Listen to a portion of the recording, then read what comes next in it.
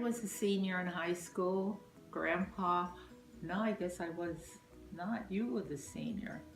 And I had a girlfriend who was going with somebody who played basketball, and Grandpa was on that team. I had probably just broken up with somebody or whatever. And so I went to the basketball game with her. And Grandpa was on that basketball team. Uh, I was not interested at all in him because he was very big, very muscular. I liked very thin, tall boys. We left there and we were taking him home. My girlfriend, her boyfriend, and Grandpa and I were in the back seat. And he had now been playing basketball and was all sweaty. And he put his arm over the back of the seat. That's how we met. And I said, "Uck, this isn't for me." But I guess you can continue. You called. Called for a date, and she said no. And I said, okay. I thought she was very beautiful, which she was. And I didn't think I would be lucky enough to get a date with her. And I guess we forgot it for a while. And then our mutual friend, he said, why don't you call Grace again? I said, "Oh, she doesn't want." He said, call her again.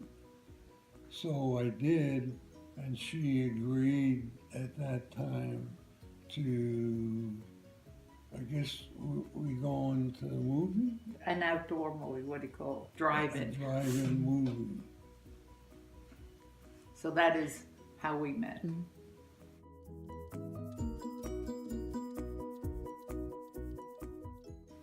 I remember something so odd from my wedding day, getting ready in the house. My dad really, I have no idea. He never really spoke. He never really had anything to do with me at all. Other than, I think, when I was very, very young and he cared for me. Other than that, my father and I never had a relationship whatsoever. And that day, he was dressed up. He had a black suit on. He looked really nice. And my father drank on Friday nights. And he offered me a drink because he thought I was so nervous. And it was almost, it sounds odd, but it seemed to be a kindness that he had never shown me before, that he might have cared. So that, I remember that, which is an odd thing to remember on that day. I have to remember I was in the service at that time, and I was stationed at Camp Lejeune, and I had made a particular friend, and we were talking back in the barracks, and I guess he was remarking about Grandma, and yes, he said, well, why don't you marry her? And I said, well, we're engaged. And he said, why would you not marry her before? Because we thought we were going to Korea because the war was still on. And I don't know what that prompted me to write a letter of proposal of marriage. Grandma responded and said yes. And part was that? You don't remember anything from the day. Oh, from the day. No, the day I remember before going to the church, I had a nap.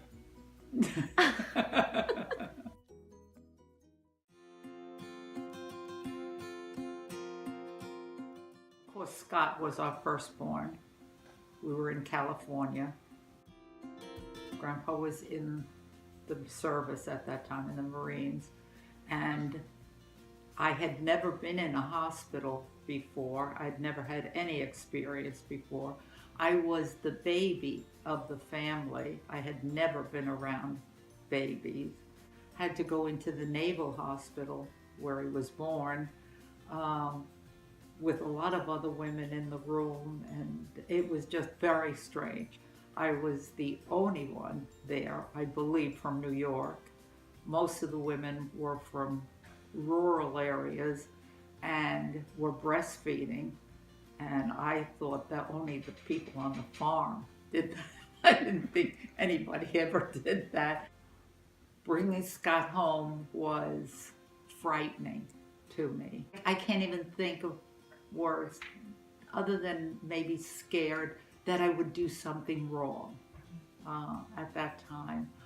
But a total joy having a baby, you know, and he was just adorable.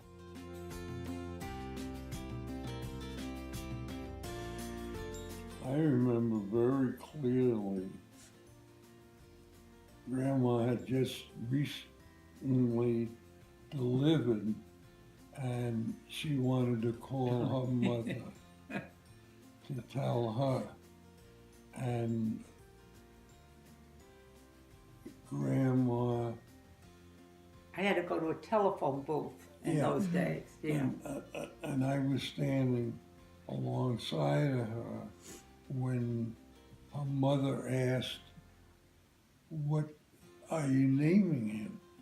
And she said, "We decided on the name Scott." Well, her mother began arguing with the name Scott, that people are gonna call him Scotty. They're gonna think it's a dog. And she was so weak from just having delivered that she's on the phone, seemed like forever, arguing with her mother over the name of our firstborn, Scott.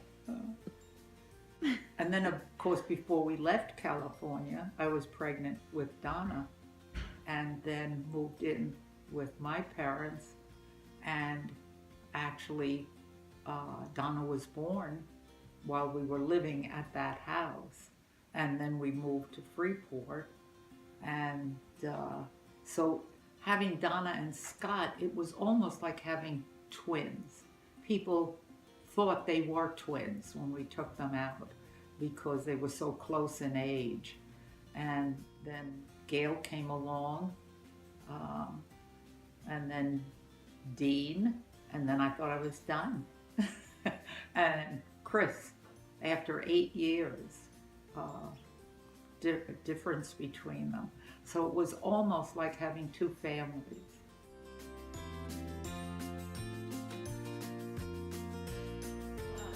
To be totally honest, Grandpa has made a much better grandpa than a father. I don't think he was that involved as a father. He was working a lot of hours. I think he was always worried, how was he going to feed? And this family now that had grown to be such a size, and he wasn't making a lot of money at that time. And I think that was kind of his focus. You know, working 6 and sometimes 7 days a week, and maybe 1 or 2 nights. Didn't have much patience getting home. You know, I just wanted to eat and go to bed.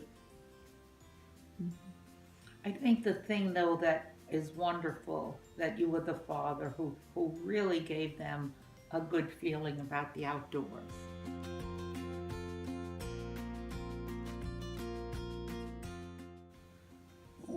Well, I think she always was a primary carer of the children, and they would go to her before they would go to me. And in many ways, it's held true even today that they're more comfortable with her than me, and that probably goes back to I wasn't around very much, and may not have been the easiest person to live with back in those days. And yet Grandma, as a grandmother and as a mother, never was shy of patience with the children growing up, even through some difficult times, like with Chris growing up and his problem, your father, and being run over and almost dying, Dean as a youngster with croup so bad that he couldn't breathe, and more than once we had to rush to the hospital.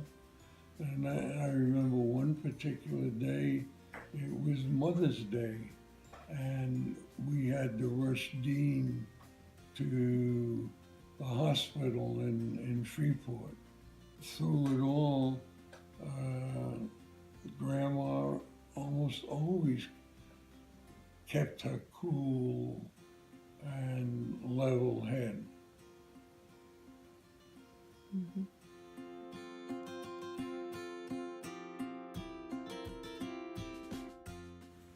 I think our trip to Alaska, it was just the two of us. The kids were grown then, so they weren't young children anymore. That was a great trip, I think. It was a great bonding. We went to Germany and England. That all involved when Grandpa was working in Woolworth, though. That our trip to Africa was not great because I was sick the whole time. I really would have enjoyed that had I not had cholera. It would have been good. I think as much as I would agree on Alaska, I thoroughly enjoyed our Lewis and Clark and the different people that we met, and was leaving from St. Louis and went all the way to Portland, Oregon, and followed their route.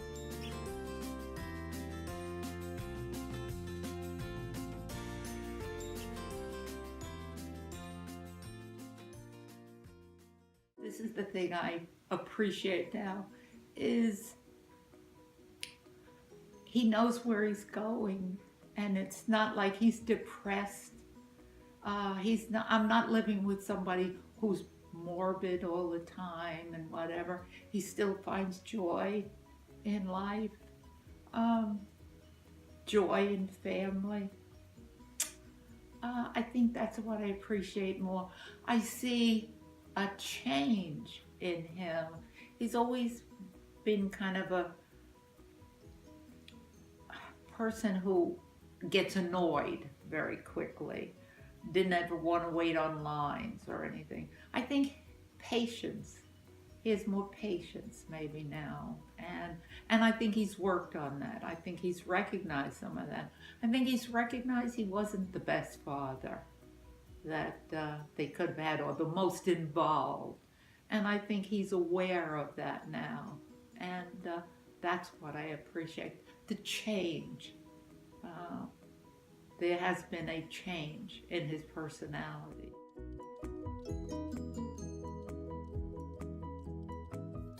And I guess I appreciate so much the marriage vows, for better or worse. Well, this has been the worst. But Grandma's over and above her care.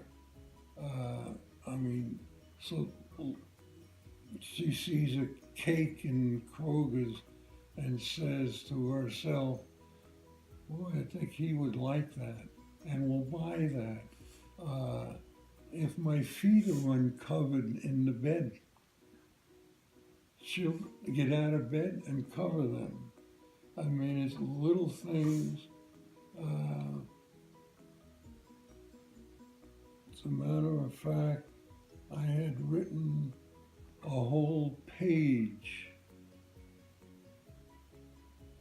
on thank yous for so many little incidental things that only she could do. And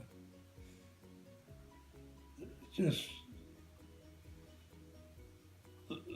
doesn't seem to be words to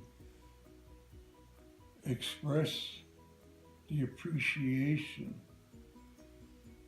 Even for your shots? Even for the shot. When I come with that big needle? And it's been for better or worse.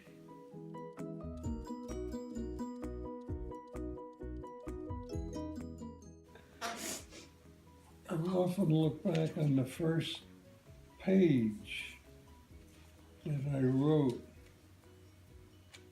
in this journal, and this was September 16th, 2014. And I had prayed or asked for prayer for the church. And I wrote here on this first page, my requests have been answered. The Lord has sent his angels to care for me, his Holy Spirit to dwell in me, his church to pray for me, and his word to guide me. During this trial that lies ahead, what more could I ask? God has used cancer to bring me closer to him, his word, and my wife and family. And that's been true. I think that's true. You know, I think it's been humbling. I think that's what it is. The whole thing has been a humbling experience. And we've gone through so much with so many ups and downs. Mm-hmm. And yet he seemed to, I say he's like the Energizer Bunny. He just keeps going and going. He gets knocked over and he gets up and he just keeps going.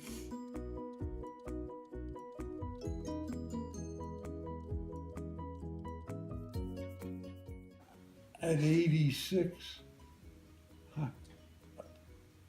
there's nothing that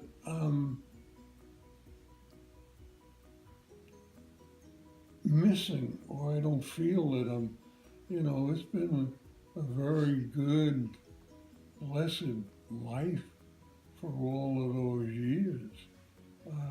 Yeah, there's been some ups and downs, but by and large, I don't know what more I could ask for.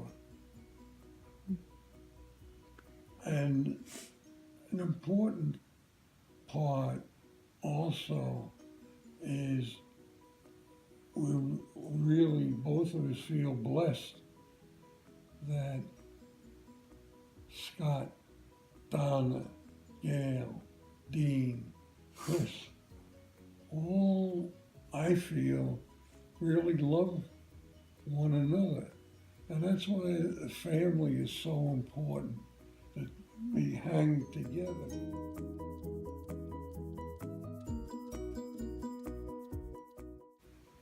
I'm in awe of it. When I look at the picture in the dining room and I see all those people, that's a lot of people. People come in and make the remark, and I say, yeah, but I don't have one more, on the wall here. I think it's marvelous.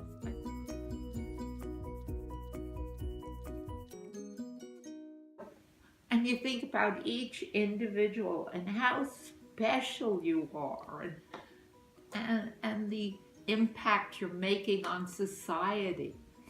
It's, I don't know, it's hard to explain, but it's a wonderful, wonderful thing.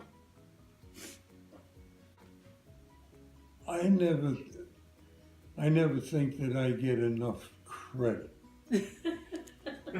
Because all of that wouldn't have happened if I didn't marry. But nobody ever says that. Wow, thanks for marrying Mom. They all say, wow, we really love her and she's... Well, how does it all start? I had to track her down. And that, that's funny, but it's true. I was very particular.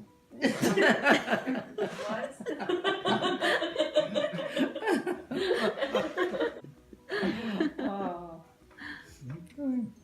Well, thank you so much. oh. You're welcome.